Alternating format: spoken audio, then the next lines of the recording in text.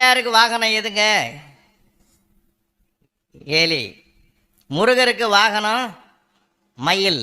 இங்கே எங்கே பார்த்தாலும் மயில் சத்தம் கேட்டுருந்தது. முருகனுக்கு மயில் வாகனம், அம்பாளுக்கு சிங்க வாகனம், எம்பெருமான் சிவபெருமானுக்கு காளை வாகனம், சபரிமலை ஐயப்பனுக்கு புலி வாகனம், பெருமாளுக்கு கருட வாகனம்.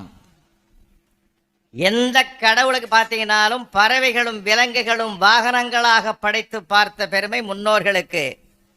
ஒரு சாமிக்கு கூட மனுஷனை வாகனமாக வைக்கல. இவனை நம்ப முடியாது. பாதி வழியிலே இறக்கி விட்டுருவான். என்னையே நான் தூக்க முடியல, உன்னையே எங்கே தூக்கிறதுன்னு. காரணம் என்ன தெரியுமா? விலங்குகளுக்கும் பறவைகளுக்கும் பாதுகாப்பு இல்லை, சரணாலயங்கள் இல்லை. ஆலயத்தில் வழிபாட்டோடு இவைகளை சேர்த்து வைத்து வணங்கினால் இவைகள் கொல்லப்பட மாட்டாது, பாதுகாக்கப்படும் என்று விலங்குகளையும் பறவைகளையும் பாதுகாப்பதற்கென்று அந்த ஆன்மீக பயணத்தை மேற்கொண்டார்கள். எவ்வளவு ஆச்சரியமான விஷயம்!